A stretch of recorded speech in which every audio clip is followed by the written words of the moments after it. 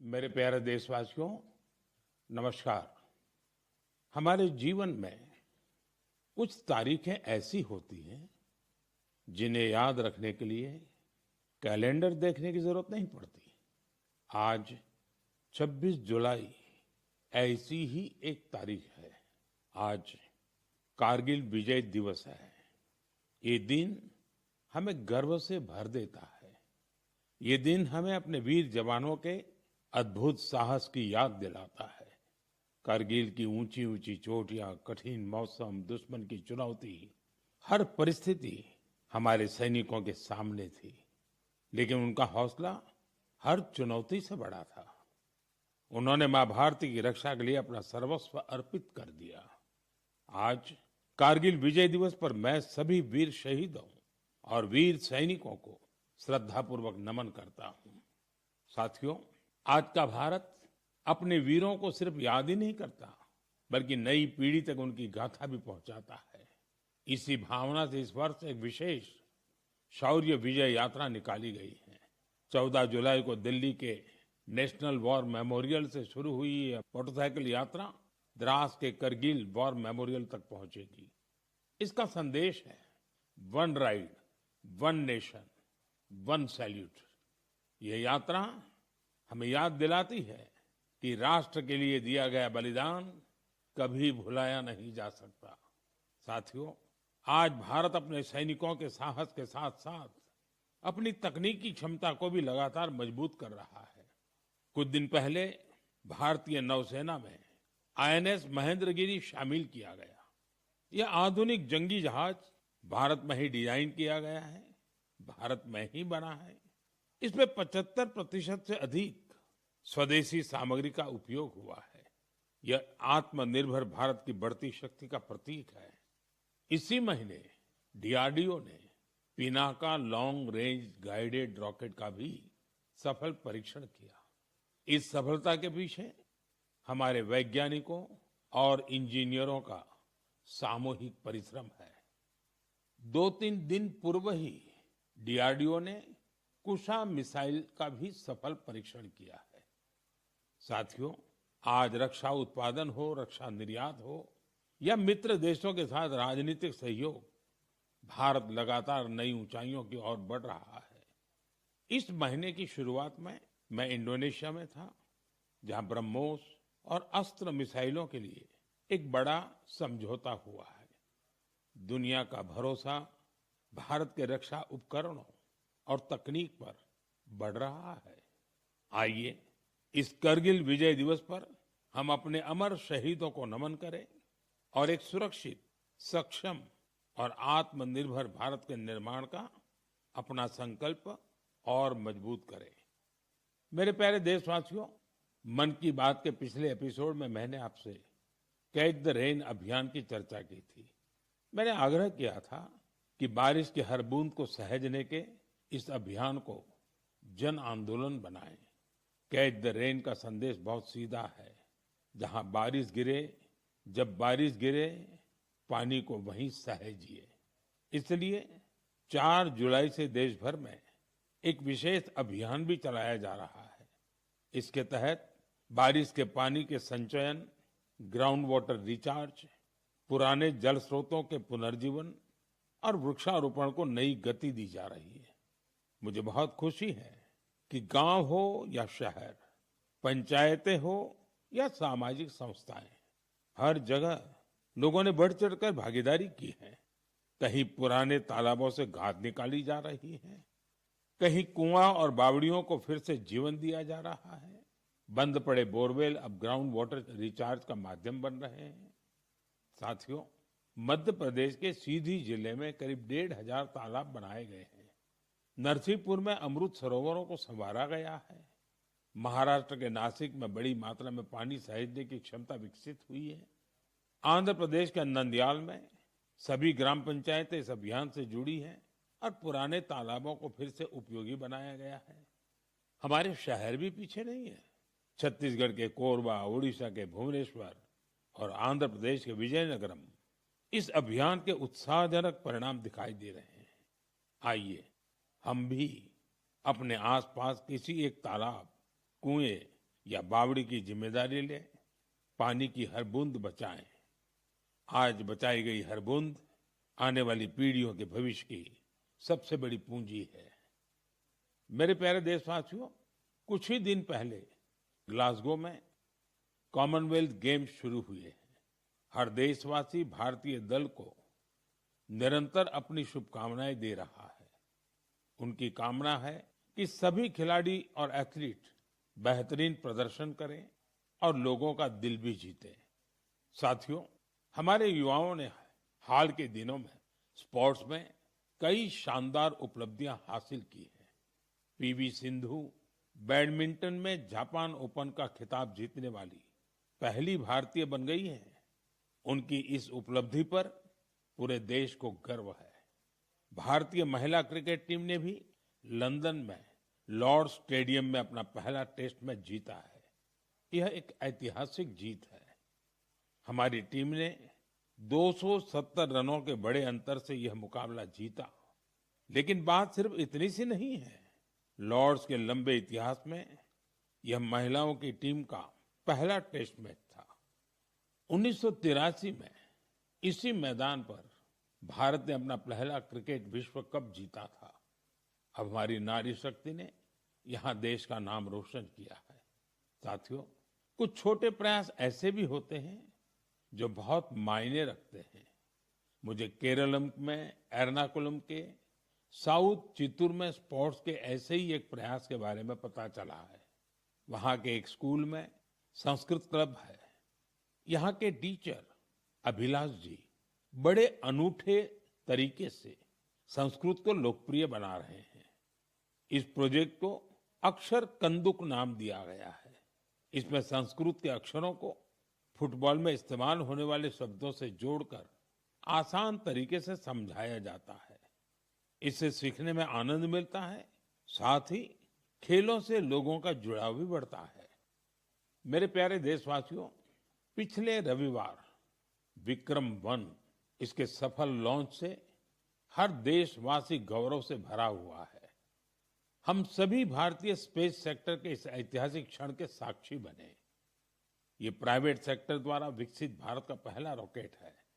हमारे युवा इनोवेटर्स ने वो कर दिखाया जिसकी कल्पना तक मुश्किल थी। उन्होंने गजब की स्किल, पैशन और पेशेंस दिखाया। लंबे समय तक हमारा स्पेस सेक्टर निजी क्षेत्र के लिए बंद रहा था। इस सेक्टर में रुचि रखने वाले काफी युवाओं को अपनी प्रतिभा दिखाने का अवसर नहीं मिल पा रहा था।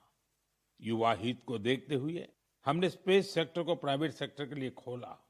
आज इसका परिणाम दुनिया देख रही है। साथियों, हमारे युवा साथी साइंस में भी भारत का मस्तक ऊंचा कर रहे हैं। साइंस ओलंपियाड्स दुनिया के सबसे महत्वपूर्ण कंपटीशन में से एक है। इनमें बड़ी संख्या में स्टूडेंट्स हिस्सा लेते हैं। इस महीने फिजिक्स, केमिस्ट्री, बायोलॉजी और मैथमेटिक्स के ओलंपियाड हुए।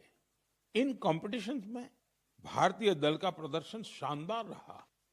फिजिक्स ओलंपियाड में हमारे सभी 5 स्टूडेंट्स ने गोल्ड मेडल जीते और भारत ने पहली रैंक हासिल की। पिछले 1 दशक में हुए हर फिजिक्स ओलंपियाड में हमारे देश के स्टूडेंट्स ने गोल्ड या सिल्वर मेडल जरूर जीता है। केमिस्ट्री ओलंपियाड में भी हमारे सभी स्टूडेंट्स ने गोल्ड मेडल जीता। यह अब तक की बेस्ट परफॉर्मेंस रही है। बायोलॉजी ओलंपियाड में भी हमारे सभी स्टूडेंट्स ने मेडल जीते। इनमें एक गोल्ड मेडल भी शामिल है। वहीं मैथमेटिक्स ओलंपियाड में हमारे स्टूडेंट्स ने 2 गोल्ड और 4 सिल्वर मेडल्स अपने नाम किए। मुझे देश की युवा शक्ति पर बहुत गर्व है। यह देखकर खुशी होती है कि भारत में ओलंपियाड्स और हैकेथॉन्स का कल्चर निरंतर बढ़ रहा है। मुझे विश्वास है कि देश के अधिक से अधिक युवा ऐसे फोरम्स में अपना इंटरेस्ट दिखाएंगे और भारत का परचम भी लहराएंगे। मेरे प्यारे देशवासियों, जब हुनर भी हो और कुछ करने का जज्बा भी हो तो हर राह आसान हो जाती है। कश्मीर की पारंपरिक चटाई वगू को लेकर आज जो प्रयास हो रहे हैं उसमें इसी की झलक मिलती है। इसे सरकंडे और धान के पुआल से स्ट्रॉ से तैयार किया जाता है। इस चटाई को बनाने की परंपरा बरसों पुरानी है। इसके लिए सबसे पहले कश्मीर के दलदली इलाकों की घास और सरकंडे की कटाई की जाती है। धूप में सुखाने के बाद छटाई होती है और फिर शुरू होता है हाथों से बुनाई का काम। दो कारीगरों को एक चटाई बनाने में करीब करीब 4 दिन लगते हैं। यह चटाई अनूठी भी है और इको फ्रेंडली भी है। एक बड़ी खासियत यह है कि आपको गर्मियों में इससे ठंडक मिलेगी और सर्दियों में गर्माहट। पहले यह कश्मीर के हर घर में दिखती थी, लेकिन पिछले कुछ वर्षों में इसका उपयोग कम होने लगा था। ऐसे में श्रीनगर के गुलाम हुसैन जी और उनकी बेटी तंजिला जी ने एक संकल्प लिया। दोनों वगु क्राफ्ट की परंपरा को एक नया जीवन देने में जुट गए। गुलाम हुसैन जी बहुत ही साधारण परिवार से आते हैं। उन्होंने इस काम में कई तरह की चुनौतियां भी आई, लेकिन वगु के संरक्षण का उनका संकल्प अडिग था। देखते ही देखते उनके इस प्रयास से बहुत सारे लोग जुड़ते चले गए। गुलाम हुसैन जी ने इस कौशल को खूब बढ़ाया। अपने मिशन में उन्हें स्थानीय स्तर पर सरकारी सहयोग भी मिला। आज तेजी से लोकप्रिय हो रहा वगु देश के अन्य हिस्सों में भी पहुंच रहा है। मुझे इस प्रयास से जुड़े सभी लोगों पर बहुत गर्व है। आज हम सभी का लोकल प्रोडक्ट्स पर जोर है। हम वोकल फॉर लोकल के मंत्र को लेकर चल रहे हैं। ऐसे में कश्मीर का वगु भी आपके घर का हिस्सा बने, इस पर एक बार जरूर सोचिएगा। साथियों, हमारे देश में चाय सिर्फ एक पेय नहीं है, ये अपनापन भी है। सुबह की शुरुआत हो, दोस्तों की मुलाकात हो या परिवार के साथ कुछ पल बिताने हो, चाय हर मौके का हिस्सा बन जाती है। वैसे तो आप भी भलीभांति जानते हैं मेरा चाय से रिश्ता क्या है, लेकिन आज मैं जिस चाय की चर्चा कर रहा हूं, उसने सिर्फ स्वाद ही नहीं दिया, बल्कि अनेक बहनों के जीवन में आत्मनिर्भरता की नई खुशबू भी घोल दी है। उत्तर प्रदेश के बिजनौर जिले के लखीवाला गांव में सेल्फ हेल्प ग्रुप से जुड़ी महिलाओं ने विदुर प्रेरणा स्वदेशी हर्बल टी तैयार की है। इसमें लेमन ग्रास, गिलोय, मुलेठी, तुलसी, कच्ची हल्दी, दालचीनी, इलायची और सौंफ जैसी प्राकृतिक सामग्रियां शामिल है। अपने अनोखे स्वाद और गुणों की वजह से इस चाय ने बहुत कम समय में लोगों के बीच खास पहचान बना ली। प्रयागराज के महाकुंभ और दिल्ली के इंटरनेशनल फूड फेस्टिवल में इस हर्बल चाय को खूब सराहना मिली। विदेशों से आए लोगों ने भी इसमें दिलचस्पी दिखाई। साथियों, सबसे प्रेरक बात इसकी शुरुआत है। ये पूरा प्रयास सिर्फ 1 लाख रुपये से शुरू हुआ था। आज यह ब्रांड देश के बड़े संस्थानों तक पहुंच चुका है। ये पहल हमें बताती है कि जब स्थानीय ज्ञान, प्रकृति और महिलाओं का आत्मविश्वास साथ आते हैं, तो एक छोटा सा प्रयास भी बड़े बदलाव की शुरुआत बन जाता है। मेरे प्यारे देशवासियों, आज देश भर में एक पेड़ मां के नाम अभियान के माध्यम से लोग प्रकृति के प्रति अपना दायित्व निभा रहे हैं। जब समाज इस भावना से जुड़ता है, तो बहुत सुंदर और प्रेरक उदाहरण सामने आते हैं। साथियों, अहमदाबाद में जन भागीदारी की अद्भुत शक्ति दिखाई दी है। भाड़ज क्षेत्र में 1 घंटे के भीतर 3.5 लाख से अधिक पौधे रोपे गए। इसमें 25,000 से अधिक लोग जुटे। स्कूली बच्चे, एनसीसी कैडेट्स, स्वयंसेवक और आम नागरिक, सभी ने इस अभियान में हिस्सा लिया। आने वाले वर्षों में यही पौधे एक घने शहरी वन का रूप लेंगे। इस प्रयास को Guinness book of world record में दर्ज किया गया है। साथियों, एक पेड़ मां के नाम अभियान के तहत यूपी में भी जन शक्ति का अद्भुत संकल्प देखने को मिला है। वहां एक ही दिन में 12 जुलाई को 35 करोड़ से अधिक पौधे लगाए गए हैं। यूपी का सांसद होने के नाते मेरे लिए ये भी विशेष गर्व की बात है। मेरे प्यारे देशवासियों, पेड़ केवल मनुष्यों के लिए नहीं होते, वे अनगिनत जीवों के घर भी होते हैं। गुजरात के गीर के जंगलों में करीब 60 वर्षों बाद इंडियन ग्रे हॉर्नबिल फिर से बसेरा बना रहा है। ये गीर में बरसों से हो रहे संरक्षण और पुनर्स्थापन के प्रयासों का परिणाम है। हॉर्नबिल को जंगलों का किसान कहा जाता है। ये फल खाते हैं और बीजों को दूर दूर तक पहुंचाते हैं। उन्हीं बीजों से जंगल में नए पेड़ उगते हैं।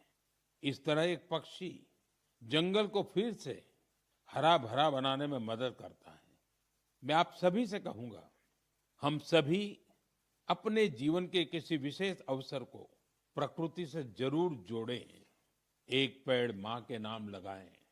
आज का लगाया एक छोटा सा पौधा आने वाली पीढ़ियों के लिए हरियाली, स्वच्छ हवा और सुंदर भविष्य की विरासत बन सकता है। मेरे प्यारे देशवासियों, हम सभी जानते हैं कि आज प्लास्टिक प्रदूषण पूरी दुनिया के पर्यावरण के लिए बड़ी चुनौती बना हुआ है। सिंगल यूज प्लास्टिक का कचरा कई वर्षों तक प्रकृति को नुकसान पहुंचाता रहता है। इसलिए प्लास्टिक का सही निस्तारण बहुत जरूरी है। साथियों, बिहार के सीतामढ़ी में वेस्ट टू वेल्थ का शानदार उदाहरण सामने आया है। यहाँ कचरे की रिसाइकलिंग कर उससे आकर्षक बेंच बनाई जा रही है। एक बेंच तैयार होने में करीब 40 किलो सिंगल यूज प्लास्टिक खप जाती है। यह मजबूत, टिकाऊ और आरामदायक होने के साथ साथ इको फ्रेंडली भी होती है। इसे सरकारी स्कूलों, पार्कों और सार्वजनिक स्थलों पर लगाया जाता है। इसके जरिए लोगों में पर्यावरण संरक्षण को लेकर जागरूकता भी बढ़ रही है। इस प्रयास में स्थानीय इकाई के साथ ही जिला प्रशासन की महत्वपूर्ण भूमिका है। इससे स्थानीय स्तर पर रोजगार के अवसर भी पैदा हो रहे हैं। सीतामढ़ी का यह प्रयास हमें बताता है कि रिड्यूस, रीयूज और रिसाइकल आज केवल एक नारा नहीं, बल्कि हमारे जीवन का हिस्सा बनता जा रहा है। साथियों, आपको याद होगा, पिछली बार मन की बात में मैंने गणेश उत्सव की बात की थी। मैंने आग्रह किया था कि हमें अपने देश की मिट्टी से ही बने गणेश जी की पूजा करनी चाहिए। जो पीओपी से बने गणेश जी होते हैं या विदेश से आई गणेश जी की प्रतिमा होती है, उसके बजाय हमें देश की मिट्टी से बने गणेश जी को घर में स्थापित करना चाहिए। इस विषय पर अनेक लोगों ने मुझे संदेश भेजा है और अपने विचार रखे हैं। लोगों ने बताया कि उन्होंने मेरे आग्रह को अपनाया है। उन्होंने स्थानीय मिट्टी से तैयार होने वाले गणेश जी को स्थापित करने का संकल्प लिया है। लोगों ने लिखा है कि मन की बात में पहले इस पर चर्चा हुई, इससे उन्हें सही वक्त पर सही कदम उठाने में मदद मिली। मैं एक बार फिर अपना आग्रह दोहराता हूं। इस बार गणपति पूजा में देश की मिट्टी से बने गणेश जी को अपने घर पर स्थापित करें, उनकी पूजा करें। आपका ये प्रयास भी एक तरह से प्रकृति की ही पूजा होगा। मेरे प्यारे देशवासियों, अब मैं आपको एक ऐसे व्यक्ति के बारे में बताऊंगा जिनके बारे में सुनकर आपको बहुत गर्व होगा। एक ऐसे व्यक्ति जो साइंस और इनोवेशन के क्षेत्र में बढ़ चढ़कर काम कर रहे हैं, दुनिया में जिनकी पहचान बन रही है, लेकिन इसके बाद भी वो अपनी जड़ों से गहराई से जुड़े हुए हैं। अवसर मिलते ही वो अपनी मिट्टी का सम्मान करना नहीं भूलते। वो व्यक्ति हैं मणिपुर के डॉक्टर रोनाल्डो रेशराम जी। नाम उनका रोनाल्डो है, लेकिन काम से वो एक एस्ट्रोफिजिसिस्ट है। वे जापान में काम करते हैं और यंग गैलेक्सीज के एक विशाल समूह की खोज करने वाली टीम का हिस्सा रहे हैं। आप जानना चाहेंगे कि उन्होंने आखिर किया क्या है? दरअसल उन्होंने इस पूरे समूह का नाम मणिपुर की एक खूबसूरत झील से जोड़कर लोकटक प्रोटो क्लस्टर रखा है। लोकटक ताजे पानी की बहुत बड़ी झील है। लोकटक लेक में तैरती हुई फुमड़ी मिलकर एक अनोखा लैंडस्केप बनाती है। ऐसा लगता है कि विशाल समंदर में छोटे छोटे द्वीप तैर रहे हो। उसी प्रकार यूनिवर्स में ये यंग गैलेक्सीज भी एक विशाल संरचना का निर्माण करती है। आज मणिपुर की लोकटक केवल देश के मैप पर ही नहीं बल्कि विशाल ब्रह्मांड में भी अपनी चमक बिखेर रही है। यह उपलब्धि हर भारतीय का गौरव बढ़ाने वाली है। इससे हमारे युवा साथियों को सीख मिलती है कि वे अपनी परंपरा से जुड़े रहकर भी नई ऊंचाइयों को छू सकते हैं।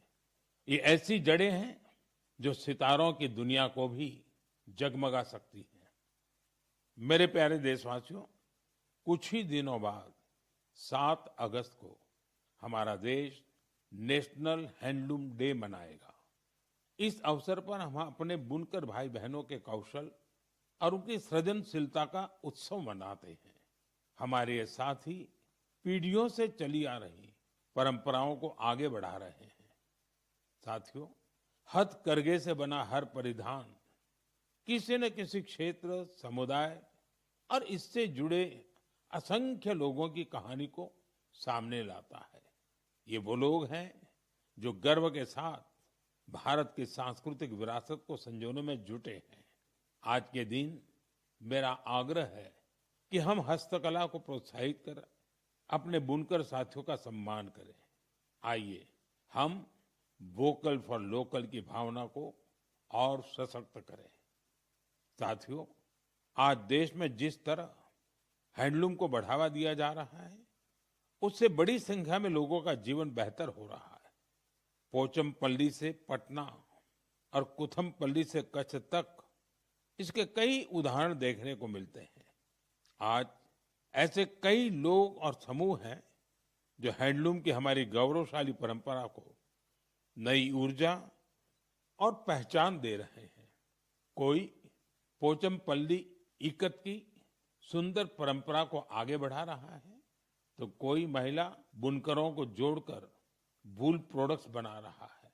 कुछ लोग केरलम की पारंपरिक कसाऊ कला को संरक्षित कर रहे हैं। इससे हमारी माताओं बहनों को रोजगार भी मिल रहा है। साथियों, एक और विषय जिसका मैं विशेष रूप से उल्लेख करना चाहूंगा वह है खादी। हम सभी जानते हैं कि खादी महात्मा गांधी को बहुत प्रिय थी। बीते कुछ वर्षों में खादी काफी लोकप्रिय हुई है। पिछले 12 वर्षों में इसकी बिक्री 6 गुना बढ़ी है। बिक्री का यह आंकड़ा अब 8,000 करोड़ रुपए के करीब पहुंच चुका है। मेरा आप सभी से आग्रह है कि आने वाले त्योहार में खादी का कोई न कोई, हैंडलूम का कोई न कोई, हैंडीक्राफ्ट का कोई न कोई प्रोडक्ट जरूर खरीदें। मेरे प्यारे देशवासियों, अगर आपसे पूछा जाए कि भारत के कितने तरह के म्यूजिकल इंस्ट्रूमेंट्स हैं, तो आप सोच में पड़ जाएंगे। ऐसा इसलिए क्योंकि हमारे यहाँ बहुत से वाद्य यंत्र और उनसे जुड़ी परंपराएं हैं। इसी तरह का एक इंस्ट्रूमेंट है त्रिपुरा का चोंग प्रेंग। यह वहाँ की ट्राइबल कम्युनिटीज में काफी लोकप्रिय है। बांस से बने इस वाद्य यंत्र में 3 तार होते हैं।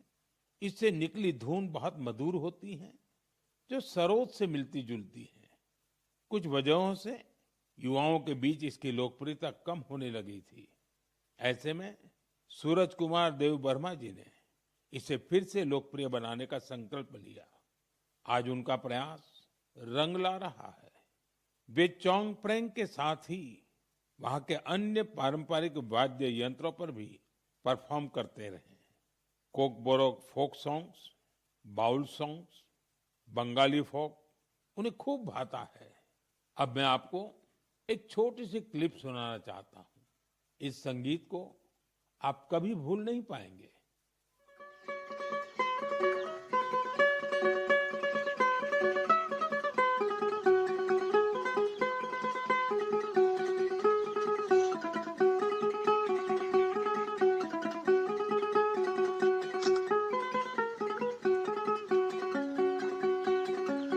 जादू हनुमानले बोकिसनीले हामी सका नखाली तोला। साथियों, मुझे विश्वास है इसे सुनकर आपके मन को बहुत अच्छा लगा होगा। मुझे देव वर्मा जी पर बहुत गर्व है। पारंपरिक संगीत को लोकप्रिय बनाने का उनका प्रयास बहुत ही सराहनीय है। मेरा आग्रह है कि आप भी अपने आसपास के पारंपरिक वाद्य यंत्र की जानकारी सोशल मीडिया पर जरूर शेयर करें। आपकी यह कोशिश दूसरों को भी पारंपरिक भारतीय संगीत से जरूर जोड़ेगी। मेरे प्यारे देशवासियों, कल 27 जुलाई को भारत रत्न डॉक्टर एपीजे अब्दुल कलाम जी की पुण्यतिथि है। डॉक्टर कलाम के व्यक्तित्व में कई प्रेरक रूप थे, लेकिन उनके हृदय के सबसे करीब एक शिक्षक की भूमिका थी। वे बच्चों और युवाओं को बड़े सपने देखने के लिए प्रेरित करते थे। संयोग से इसी हफ्ते हम गुरु पूर्णिमा का पावन पर्व मनाएंगे। हमारे माता पिता हमारे पहले गुरु होते हैं। स्कूल के शिक्षक हमें अक्षर ज्ञान देते हैं। गुरु पूर्णिमा ऐसे सभी गुरुओं के प्रति कृतज्ञता जताने का अवसर है। मैं देश के सभी शिक्षकों और गुरुजनों को श्रद्धापूर्वक प्रणाम करता हूं। साथियों, कुछ ही सप्ताह बाद हम अपनी स्वतंत्रता का महापर्व भी मनाएंगे। 15 अगस्त हर भारतीय के लिए गर्व का दिन है। ये उन असंख्य वीरों को याद करने का दिन है जिन्होंने भारत माता की स्वतंत्रता के लिए अपना सब कुछ समर्पित कर दिया। उनके त्याग और तपस्या की वजह से आज हमारे हाथ में तिरंगा है। इस तिरंगे में हमारे संविधान के आदर्श हैं। साथियों, पिछले कुछ वर्षों में हर घर तिरंगा अभियान ने पूरे देश को एक अद्भुत भावना से जोड़ा है। हर घर, हर गली में तिरंगे का उत्सव दिखाई देता है। इस वर्ष भी हमें हर घर तिरंगा अभियान को पूरे उत्साह के साथ आगे बढ़ाना है। अपने घर पर पूरे सम्मान के साथ तिरंगा फहराना है। साथियों, हर वर्ष 15 अगस्त से पहले आप मुझे बहुत से विचार और सुझाव भेजते हैं। इस वर्ष भी आप अपने विचार माईगॉव पर जरूर साझा कीजिए। मुझे आपके सुझावों का इंतजार है। साथियों, मन की बात में आज इतना ही। अगले महीने हम फिर मिलेंगे। देशवासियों की अनेक नई उपलब्धियां और प्रेरक प्रयासों के साथ। तब तक के लिए मुझे अनुमति दीजिए। बहुत बहुत धन्यवाद।